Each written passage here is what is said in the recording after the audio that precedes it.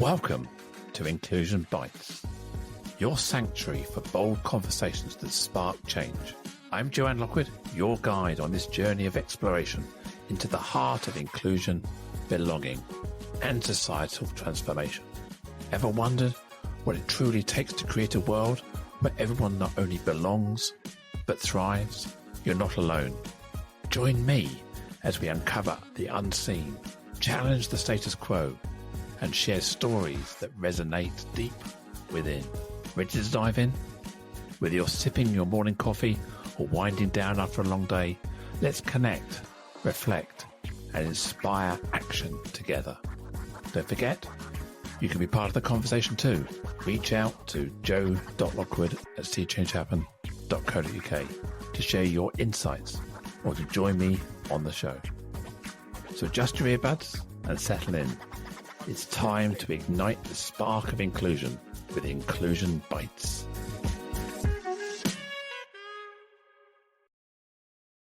And today is episode 217 with the title, Leading with Cultural Intelligence. And I have the absolute honor and privilege to welcome Lucy Butters.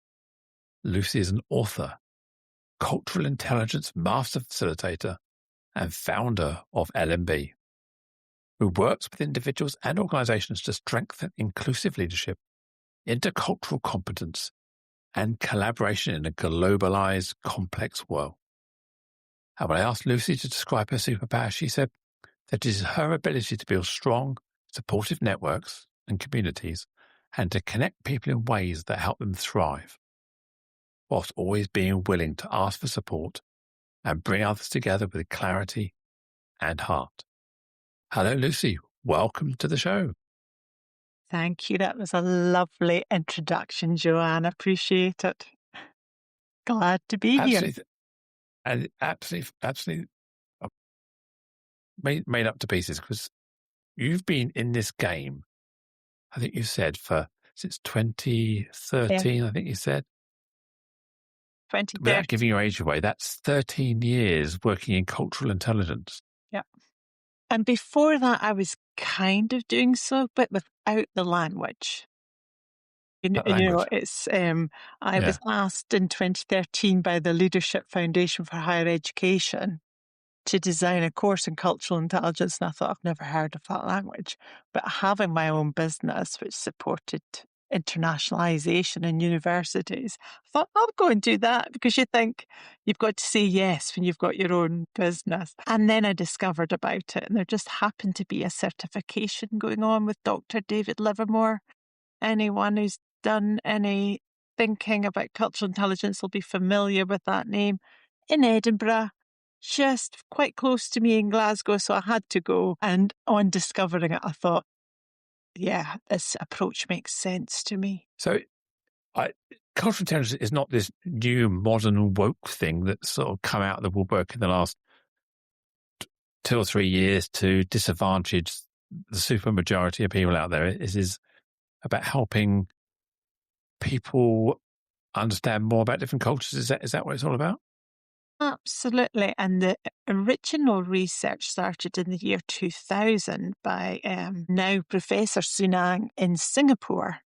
And she had been involved. This, you talked about showing our ages. This, if you remember this shows it even more. But the next, everyone was concerned about the millennium bug, the idea that when we hit 2000, all the systems that relied on computers would kind of implode and different things wouldn't work. And lots of people were involved in how we respond to that, because people had been saving data differently in their systems. And in some ways, Sunang was involved. I don't really know how, but her observation was that often you were bringing the brightest people in their field together from across the world, and yet together they were often suboptimal.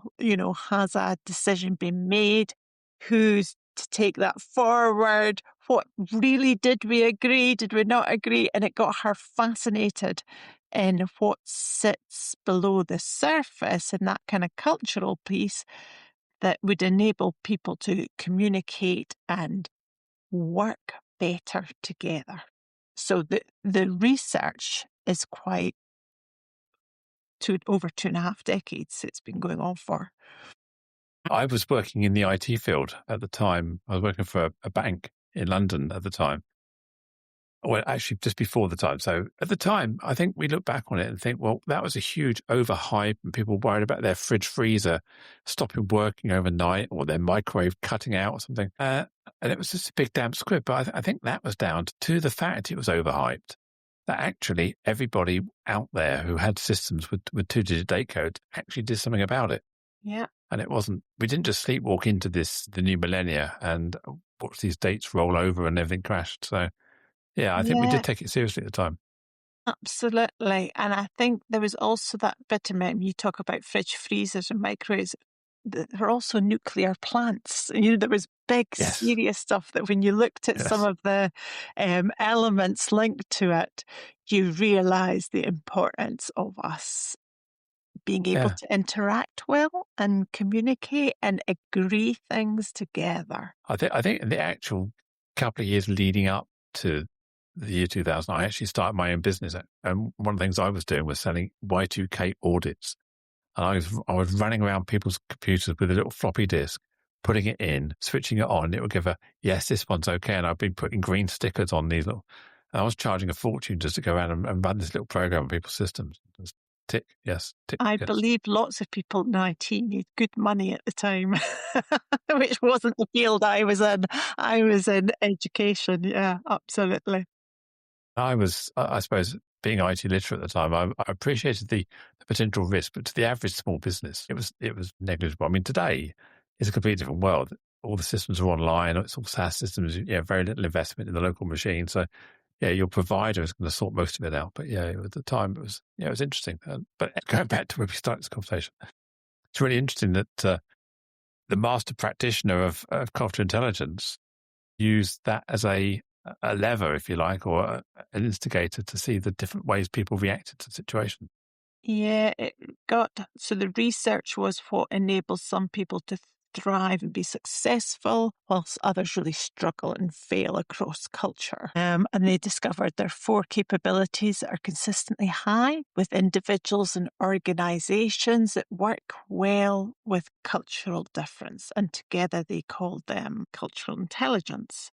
And so there's those 4 capabilities that I'll talk about in a moment, but it's also rooted in that intelligence theories. So it's really grounded. So, we used to have IQ until in the 60s somebody went, wait a minute, are you really intelligent if all you can do is think? What about your ability to use that thinking or your motivation to use it? So we came up with that construct. I say we, I had nothing to do with it whatsoever, but they came up with that construct of multifaceted intelligence, of which emotional intelligence, I think, is the most well known. Cultural intelligence, I think, in this world where there's so much movement, where things are changing in all sorts of different ways.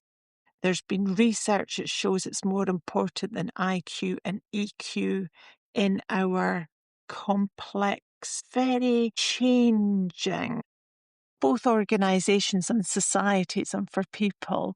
So it's rooted in those theories. And the capabilities, I'd said I would come back to them. So we've got motivation. What's your motivation to even want to be effective working with this person or cross this bridge? What's our knowledge about our similarities, our difference? And crucially, self-knowledge, I think, is a massive piece in here. What creates a rub for you when you hear certain things or witness certain things or when people don't respond, these different things. The metacognition piece, the strategy, thinking about our thinking, how aware are we of what's going on with others, with ourselves. We said this is about leadership. The stats on leaders being self-aware are very, very low because they often don't get feedback. So that bit about our awareness is so important, and checking and planning. And then, of course, I think the bit that's the hardest piece is changing behaviours. That bit when I was interviewing people for my book, that was the capability that most of these people who are experts around the world in cultural intelligence said this is the capability that was hardest for them personally. And I think lots of us, we get a bit of knowledge and we think, woohoo, I now know what to do. I know how to react with this group of people over there. But actually, knowledge doesn't take away that rub when you come up against something different. And so we often go back into our own ways of doing. I think what you're saying there is part of this means you have to be highly cognizant all of the time. You can't be consciously inclusive by default. It's an active state of mind, constantly checking yourself as to who aren't I thinking about, what's going on in the situation. The subroutine going on in your head, really, really testing out these scenarios, that requires a lot of effort for people. And people generally default back to the comfort lane. I'll just go back to my default position. And it's not until you put yourself into this heightened state of conscious awareness of what's going on, self-awareness, awareness situation, that you can start to manage and self-regulate. But most people don't want to do that. And I think that's what you're saying there is this rub, this thing people are coming across. The hardest bit is actually putting all the strategy, the knowledge and the drive and everything together to actually take logical action. I love what you said there, Joe, that bit about intention. You have to be intentionally inclusive. I think there's an awful lot of it. If only we were X, Y, and Z, then we'd be inclusive. But actually, our contexts, our organizations, our societies keep changing. And so there's always something new. And I think once you experience the benefits of being more inclusive. So, for example, on an individual level, I'm aware I hold a lack of trust for much longer than I used to. I used to think, oh, I'm not very sure what's going on here, so back away. Whereas now I'll still feel that, oh, there's something that I'm not aware of, but I can explore it. And it's led to me, for example, doing some fantastic work in interesting places in the world because I can hold on to that and explore the opportunity for longer.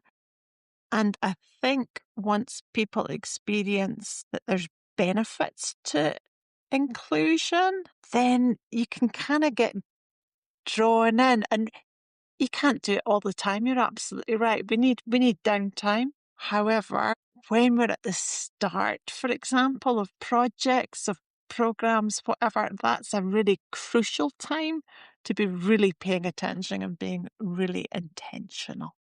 Or DEI, EDI, however you want to talk, is getting a bit of a bad rap at the moment. We saw a political party come out and saying if they ever got into government, scrap the Equality Act, and all this stuff we're doing now is a waste of time, it's a waste of money, it's denying the best people the opportunities, it's promoting people beyond their capability. And that's got everyone, obviously the purpose of that news article was to stir debate and to try and control the narrative. Let's not think it is actually a real thing. So where's it all going wrong? Well, if it is going wrong, I wonder if there's a reaction against it, which is different. And one of the things that cultural intelligence, you've got to want it. Same as inclusion, you've got to want it. Well, the first one is drive, isn't it? You have to young, for example, numbers who have an expectation is much higher. It's looking, as I said, societies keep changing. And obviously in the States, we have people who have been in EDI roles for years are struggling. However, what I think is the need for people to thrive, however you want to describe that, is always important. I think before we came on, before in our chat, I was talking about my great auntie Ruth, who had always said, where there's heart room, there's house room, about us visiting all the time. Now, my great auntie Ruth, who's no longer in the world, but she was dux of her school, the person who won the prize for the brightest person there. But when she left school, she went into service because that's what people from her background did. All her grandkids, they're doctors, they're radio producers, they're bright, bright people. And I think, what a waste that this super bright woman cleaned people's stuff for years, because that's what you did when you were from that background. Hey, when you say about, getting the best people into jobs, you've got to have things like the Equalities Acts that enables people from different backgrounds. I agree that we need the best people in the jobs. And there's lots of people who could be that best person. They look very different. They sound different. Do you think some of the problem is that we've ended up disenfranchising people through some of the language, some of the identities, and I mean, we haven't put enough cultural intelligence into understanding people who are seen to be the default privilege, and then we've just written them off as being okay and having it all. We need to create equity down here, but we've forgotten that we're chipping away at somebody else's equity. I think there are things like that. And I was thinking recently about the Glasgow Film Festival is starting this week, and it's opening with the film Everyone to Kenmure Street, which is about a spontaneous civil protest about a dawn raid on people, people who'd immigrated. And the people created a shield around the Home Office van, and so it ended up that 5 years ago, those men are still in Glasgow. But next to that narrative, you've also got the narrative of people protesting outside asylum, hotels that are being used for people seeking asylum. And so it's kind of the two, you can't say one is Scotland and one isn't, because the two examples coexist. And I think often when there's tension, you get that fight or flight, or maybe freeze kind of reactions. And there's bits about understanding where people are with identity that I think sometimes space isn't created for that conversation. I volunteered for a number of years with an organisation called Celia, which was set up post 9/11, about establishing constructive dialogue between students in Arab countries and students in America. We worked with people over a semester, and it was fantastic because you sort of move from arguing the position to thinking, where were you when you started to think that? How do people around you think? So you start to develop a sense of who this person or who this community is in terms of things like identity. And I think often that time and curiosity isn't taken, and it creates barriers later. It's like if you don't create scenarios where you can get people on board, it creates problems later. And we often rush to solve issues. And that would be, if we're talking about leaders, I often hear about leaders and they rush to solve without sometimes thinking, well, how can I empower this group here? Think about that. You touched on it a couple of times around the first capability is the drive. You've got to want to find out. You've got to want to be more culture intelligent. You've got to have that self-awareness. You've got to want to do something. I can speak from my own experience that, going back in my life 15 years ago, I didn't care. I didn't think I had to. I didn't need to. It's only when something happens to you in your life, whether you're getting older, your eyesight fails, you can't hear as well, you're stiffer, you can't walk as quick, you need an escalator. And then you develop other marginalized characteristics, whatever they may be. Then you start to realize and appreciate that you need to find out more. And I started working with some charities around deafness and being hard of hearing and hearing loops. And I spent a lot of time just finding out about the different dimensions to being deaf and hard of hearing. And I just thought, well, everyone lip reads or sign writes, and you got this. And it turns out that it's a multifaceted characteristic. And at that point there was my first venture into the drive to find out more about a different community, a different culture, the deaf community. And if you've never come across that thing that sparks you, you're always just going to keep walking on by. That's where we are, really, isn't it? To get the CQ into people's heads as something that is actually, it benefits me as well. I think it's definitely something needed. I had been working with the British Council Soft Diplomacy, and it really changed my focus out to the world. So when I set up my own business in 2010, I was very clear I still wanted that kind of international possibility as part of that. So I thought my CQ drive would be really high. Certainly my highest capability. When I first did an assessment in 2013, it was okay, but it wasn't all that, and it wasn't my highest capability. And it really made me pause and reflect and think about, like diversity when it's kind of like me. And I think that's quite an uncomfortable question. So things like, for example, politics was a space I wasn't comfortable in. I'm now much more comfortable in that space. Like you talking about the hearing and the personal experience, absolutely. And as we go through life, so, I had a week where I found out I was expecting triplets, and when I was diagnosed with multiple sclerosis. And you definitely, and 20 years ago now, you definitely discover through lots of that things that, trying to get about the physical environment with 3 babies, you realize that nothing is made for you. And people who park up on pavements, for example, you realize that's really unkind for all sorts of different people. So it kind of absolutely personal experience shifts focus and makes you realize I was at the Citizens Theatre in Glasgow has been reopened recently, and it's meant to be for everyone, totally accessible. But I went in, and the only staircase in this theatre space was up the middle with no handrails. So I don't really have very good depth perception. I don't have very good balance. The idea of going down, let alone up, a staircase with no handrail. And I was like, they think they're accessible, but they've got spaces if you're a wheelchair user, and then be able-bodied, please. Nothing in between. And I thought, who exactly as you were saying, who have they spoken to?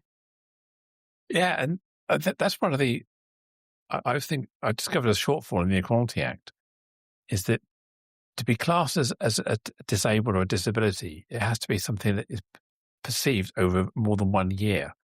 So for anybody who's, like my wife, just had a total knee replacement, and we had some surgery, and we've got a family member who's going through some cancer treatment, these are temporary disabilities, and you're not entitled to disabled badges or parking or certain other benefits and things. So sometimes the laws we have are very binary and absolute. You either qualify or you don't qualify, yet you still experience, although it may necessarily on a long term, but maybe a temporary basis, the same impact as someone who suffers it long term. So we've got to be careful here that we're not designing systems just for the law.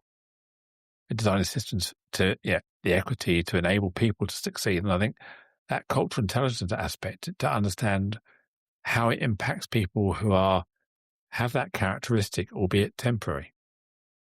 Yeah, absolutely. I mean, MS, it's temporary, often symptoms, so it never comes under that. Anything that I've had comes up, but sometimes even walking is quite problematic, but there's nothing within that. So as you say, and I think generally things are messy, but the law is binary.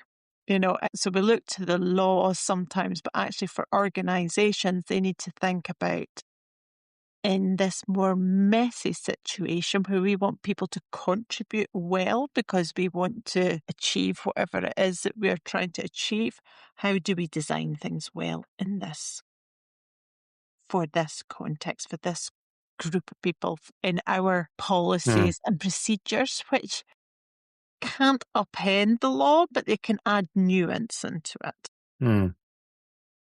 So when we talk about cultural intelligence, I always think one of the biggest mistakes is the word culture, because people latch on to that meaning someone's face, someone's race, someone's ethnicity, those sort of things we associate with being culture. And I just touched on the deaf community and the culture of deafness.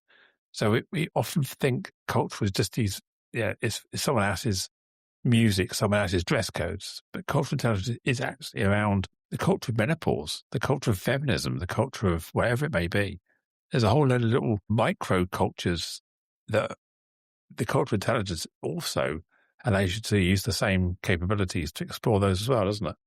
Absolutely. And one of the things I often start with people is even thinking about what they mean by the word culture. That's often an always so many questions, and typically everybody's got a different word that they would maybe use to describe it. And so instantly you see how complex it is. And so for me, cultural intelligence is around navigating that complexity. And I think as soon as we get into groups, we start creating culture. Who gets heard here? Do we joke? Do we snack? All these tiny little different details that if we keep meeting or keep communicating in whatever networks we've set up, we create a kind of culture. So in every place, as you say, there's lots of subcultures. And in organizations, that could be, I remember reading something about how we learn. I think it was Kolb was one of the authors. And it was, the most important thing, they were looking at postgraduates, people who are doing a second degree. And the most important thing and what people like, why people liked the approach they did was about their first degree. So how we've learned to think about things more so than nationality, age, gender, these different things that, as you say, we often instantly jump to when we're thinking about culture. Yeah. And I think that can be seen as a bit of a turn off. And it's just trying to think about what's my culture as a white person? Are white people allowed to have culture? Everybody Yeah. has culture, Yeah. Joe. It's all, But, it's yeah. But we look at some of the nationalisms going on, being Scottish, you're allowed to be nationalistic. You're allowed to have the Saltire. You're allowed to have the St Andrews flag everywhere. You're allowed to be proudly Scottish. I think there's always been a stigma about being overly proud to be English. And, you can be Welsh, you can be Scottish, you can be Irish, but English is just seen as the oppressor, and you should never be proud to be English. And I think that's what's come out of some of the rhetoric coming out of some circles at the moment is, why can't we fly the English flag wherever we feel like it? We can fly the Ukrainian flag, we can fly the Palestinian flag. Why can't we fly the English flag or St George's Cross occasionally? And I think sometimes the British nations have been split, and the English have had a poor rap on having it being able to be nationalistic. And what would you like to see? I'm proudly British. I don't class myself as English. I wasn't born in this country, so yeah, I don't. I don't. I'm not. Even though I've lived in England for all of my life, except for when I worked in Scotland for a while. I'm just curious. It's maybe this is where we're disenfranchising people, where people see that they can do this, but why can't we? Yeah, and I'm unclear because I'm married to an Englishman, and it's kind of and his family, who I would see a lot of the Scottish sensibilities of Scotland to England, but I see them against France and Germany. It's the same thing. And I think there is something about power, but there's something about unraveling that and thinking, what do you want to be? How do you want to be seen? What do you want this to how do you want this to be seen? Because sometimes, although you're saying it's okay for flags to be used, and I live in Glasgow, if you look at our main football teams, you will never see a saltire or rarely see it. So it's much more complex than I'll just say this about Scotland or I'll just say this about England. And that's what I mean. There's a complexity in there. So how do we open up these conversations and make it different things okay? And what I hear you saying is about the disenfranchising. Who's been disenfranchised? And I think that's important. And I also think it's important to think at the moment there's a lot of that being used in a power way to shut down the conversations. You're not accepting my voice, therefore, but actually that's being shouted. So it's as I say, it's just always complex. And I'm always curious. I wrote a post on LinkedIn the other day. I'd been on the train and there was two women sitting opposite me. immersive books, which is quite rare in itself to see people with books out on the train. One was reading a book called Feminist City, and the other was reading a book called The New Age of Sexism, I think. Neither of which I was read, but I just thought, that's two young women interested in their contacts and reading about something about that. And I've got me thinking about, young women, there's much more young women moving to the left than there are men moving to the right, but we don't hear it. So who's setting the agenda? That power piece. And I think that's always useful to have in your thinking also. Yeah, I think, isn't it sort of traditionally you move to the right as you get older,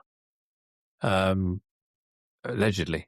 Allegedly. And I would say anything that's about a whole group, that it doesn't count to everyone in the group. That would be how I respond to everything that's about a group. You can't generalise, no. It's about percentages, yeah. Yeah. You're just making stuff up to justify your claim if you're not careful, aren't you? Just come up with a statistic. But, I think we do have to recognise that everyone is unique, and we have different affinity groups, we have different subcultures, big cultures. And if we don't take the time to find out about those different drivers in people's lives or what they need, then either we'll become disenfranchised or we'll disenfranchise them, or we won't speak to them. And that's I think what's happening is where this anti-DEI or the anti-wokeness pushback is that people have felt disenfranchised by the need to include people.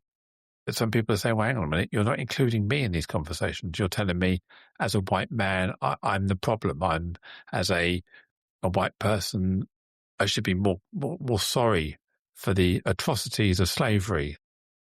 And I would say it's never about the identity. And as soon as we start saying it's this identity group, it's about behaviours. What behaviours are we using?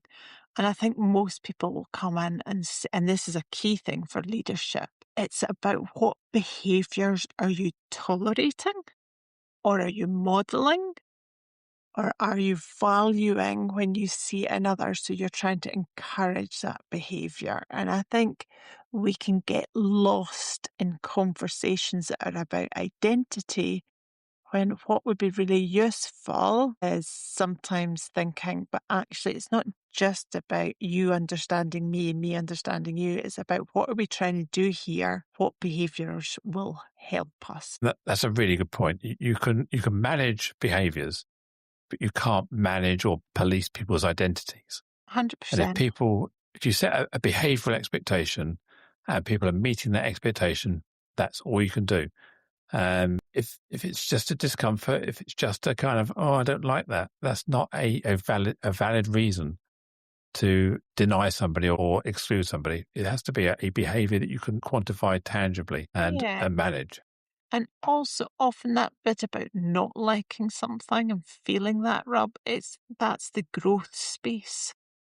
It's also what's the potential in that of leaning into that and seeing where it takes you. And I think sometimes we forget about that as well in lots of conversations about inclusion. There's an awful lot of talk that's about understand that person and respond to them. When you're in a group situation, I'm aware as a trainer, I can't respond to every individual. I can never be everything for everyone.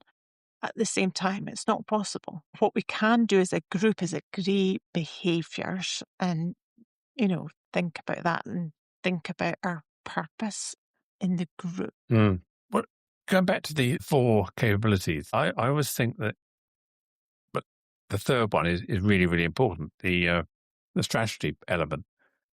I would refer to it, a little knowledge, you become armed and dangerous. You think you know a lot about a topic, and you then go flying off into the distance.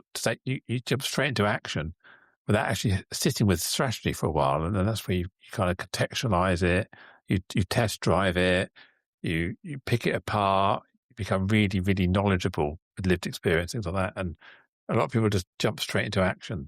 And that's where the language falls over, or they upset people. They haven't got the tools in the toolkit to recover that situation, then, have they? Absolutely. I feel that you should read my book. I think that you've almost been like a sub-editor on it or something. Absolutely. Interviewing the people around the world as I did, that bit about the strategy, people were saying, I'm an entrepreneur. If I hear an idea, I just want to get on with it. Or the context around me isn't very long-term focused. It's about do.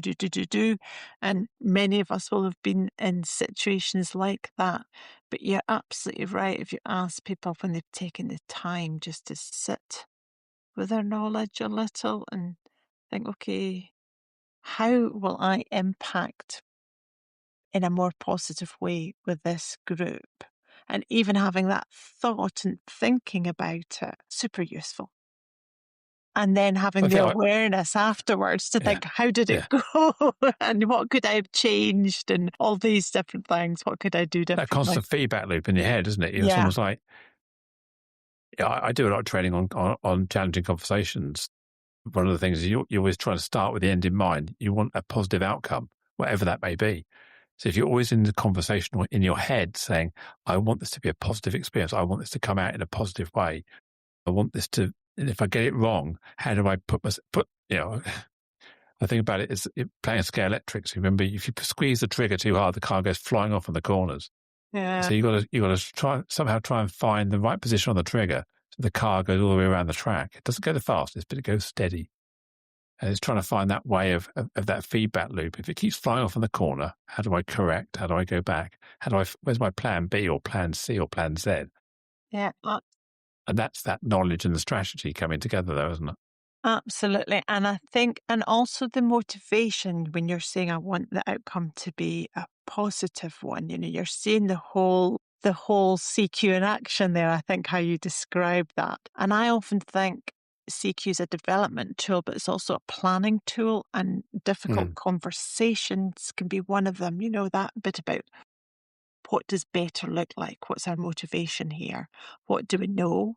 And then that strategy piece, what do we not know, who we've not spoken to, all these, what are my assumptions and how are they coming through and what will we agree to do? And a bit like you were saying, that bit about coming back to better, conversations never follow a plan. However, if you've got it in your head, you can kind of keep looping back to it so that you can get to a more positive place. And I've used CQ in that way also. Where there's conflict, I've found it a useful framework. It's alert behavior. EQ, CQ, alert behaviors, aren't they? There is a cognitive load, and it's an uncomfortable load when you first start thinking about it. But the more, the brain's plastic, the brain's going to adapt. If you keep giving it these pathways, it becomes more natural. And I keep talking about the word subroutine because, my IT background, I know that I've got a subroutine that I can just branch into. Diplomatic, my cognitive awareness, my conscious inclusion, my you matter to me subroutine. And I've got all these different things firing off. But I have to I've built those routines in my head to know how to navigate this. Whereas, let's say 20 years ago, 15 years ago, I just had one plan and that was my plan without thinking about others. Yeah. So you have to build these pathways. Absolutely. It's like a muscle, it's kind of, and habit. The research suggests when we build habit, it gets easier. It's kind of, so there's research about, yes, people are going to have bias, etc. But if we build in the habit of being intentionally thinking about it, that becomes our habit. We build that muscle, and that's very doable. That's doable. And I think that's a really optimistic and hopeful message in terms of where we at the moment, where I think there's a lot of negativity. And I think this bit is we can be hopeful. We have capability. We can build it. The other thing we need to be mindful of is we don't need to be right, do we? A lot of people want to be right. Mm-hmm. Yeah. And we, that bit about we're taught to be right. We're valued for being right. If you think about schooling and hands up, and who's right and who's wrong. And if you look at news, there's always two sides, and it's in the UK, it's kind of like there's two sides to a story. And we talked about the law being binary, this kind of right and wrong. But really, it's, as you say, we can't be right all the time, and things are often much messier than right or wrong. So we've got to have the capability to operate well in that space. I've been married nearly 40 years, 39 years this year. I've said to people, you can't be right and happy.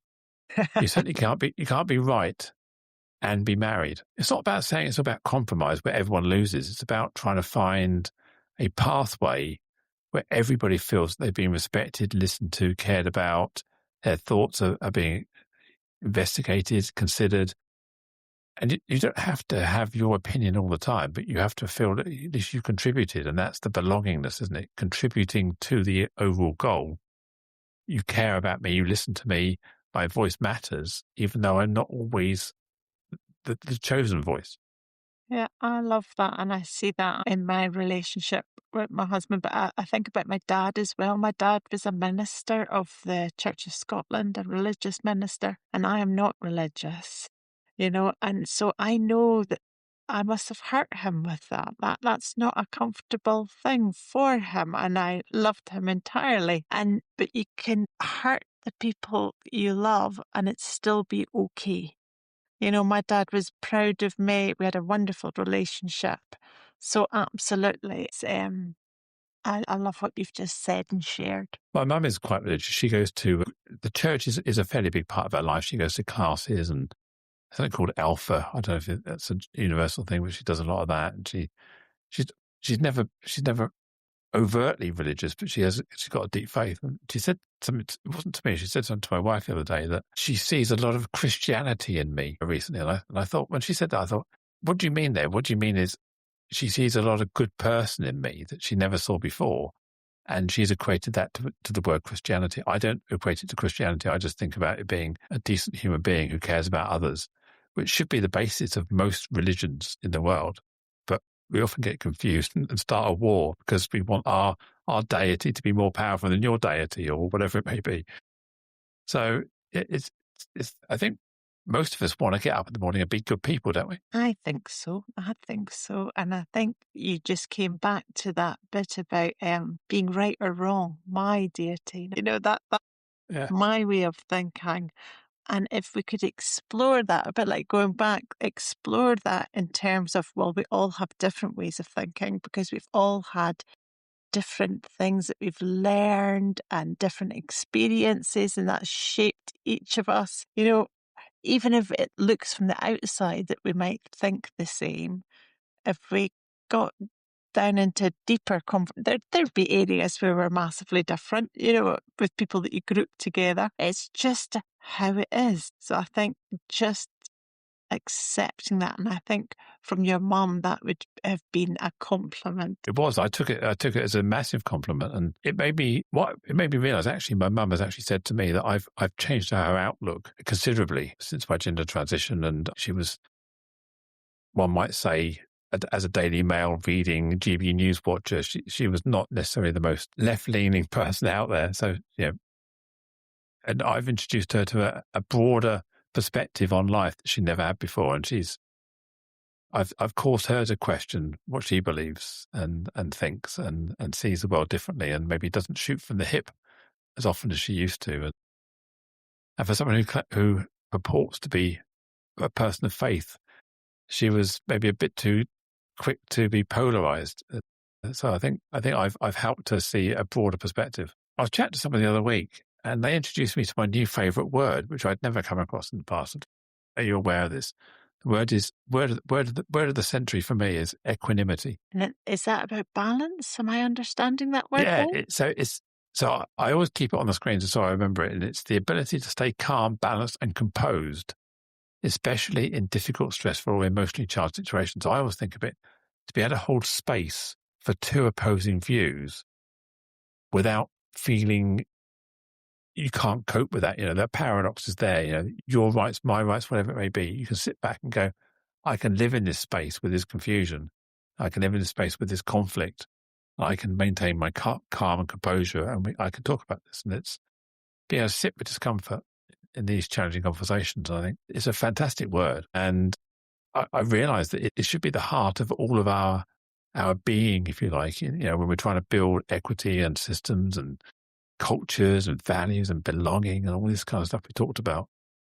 And may I ask, because I'm listening and I'm nodding ahead, and the little question that's going in my head is the question of, do you believe you should fight for what you believe in? Because that's different from holding space. That reminds me of the Saturday morning TV, the fight for your, there was a song, wasn't it? It's an old black and white Fight for your Spanish right to dubbed. party.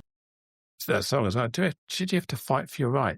It depends who you're fighting, because you've got to start the perspective that the other person believes that they're right. They believe that they have their right to party. They have their right to be right. And by going in believing you have to fight for your right implies that almost sets yourself up to have a battle. And so I would always go into those situations by trying to figure out what the other person's perspective is first. What's your why? Why do you believe that? What is your grounding point here that you're trying to get across to me or defend against me? And at that point there, I often talk about avoiding talking about outcomes and talking about perspectives, because we can understand why someone believes something.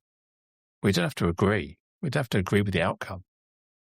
But I can understand why your lived experience says you believe something. And that could be your upbringing, as you say, the part of Scotland you grew up in, your religious faith, the family, or an event that happened when you were little. All these things dictate how you can turn up and how why you might want to vote for this particular political party. I can understand why, and I appreciate this is your podcast, not mine. But I always use the example of Novak Djokovic. Do you remember when he was barred from entering Australia? Oh, yes, because he hadn't taken the COVID COVID injection, the COVID vaccine.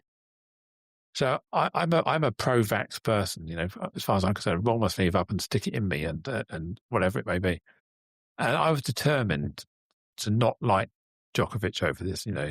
As far as I'm concerned, he is a role model. He was setting an example to people. And so I was determined not to like him. I saw him on an interview at BBC News. And the first things he said was, when a question about it, he said, well, I deserve and have the right to have agency over my own body. And I thought, that floored me, because, yeah, absolutely, I would fight for my right to have agency over my own body. Yeah, tick.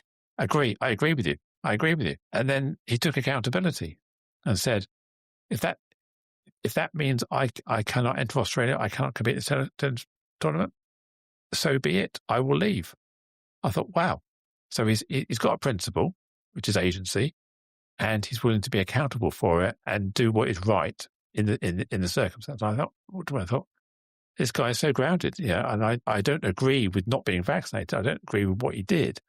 But everything he's done and the why he's done it, I can't fault. So I can hold that space and disagree with him in what he did, but not why he did it. I agree why he did it. I actually agree that he had the right to do that. Absolutely. And that's all the time. We can make choices about whether we follow the law or not. For example, that's what democratic protest, or even if you're in a, non-democratic protest, but, so we have.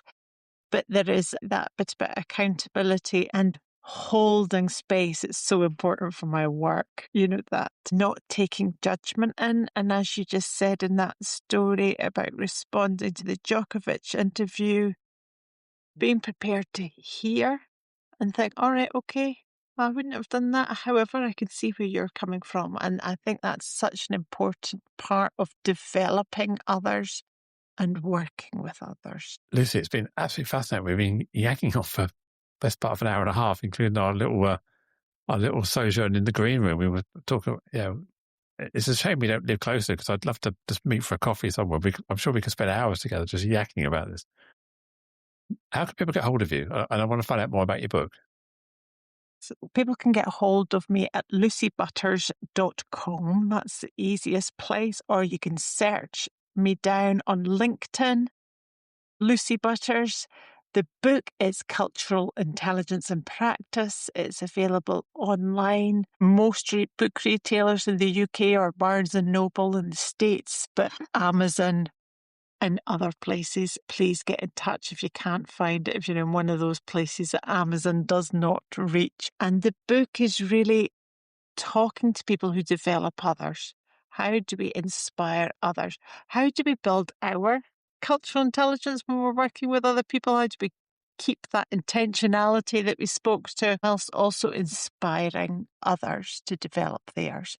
Because it contributes so much to inclusion and effective organisations. So for leaders, people leading themselves, managing themselves in the workplace, or even you're curious about being curious, it's a great place to start. Will it be available on Audible as well? I hope eventually. It's not at the moment, so come back to me on that one. I'm an Audible person. When I go for a dog walk, I fire up so I don't do podcasts so much, but I do Audible books, and So I may just invest. I may invest in the meantime. So I'll put the link in the show notes. Thank and if you. you're curious, when does it publish? It was published in November last year, 2025. November last year. Excellent. So please do check out Lucy's LinkedIn. Check out the book. Links in the show notes. Lucy, it's been absolutely fascinating chatting to you. I've really enjoyed this, and no doubt when I press stop, we'll have a quick word and a quick natter anyway. So thank you so much. I look forward to that coffee sometime too. Absolutely. Thank you. As we bring this conversation to a close, I want to express my deepest gratitude to you, our listener, for lending your ear and heart to the cause of inclusion. If today's discussion struck a chord, consider subscribing to Inclusion Bites and become part of our ever-growing community, driving real change. Share this journey with friends, family, and colleagues. Let's amplify the voices that matter. Got thoughts, stories, or a vision to share? I'm all ears. Reach out to joe.lockwood@seechangehappen.co.uk and let's make your voice heard. Until next time, this is Joanne Lockwood, signing off with a promise to return with more enriching narratives that challenge, inspire, and unite us all. Here's to fostering a more inclusive world, one episode at a time. Catch you on the next bite.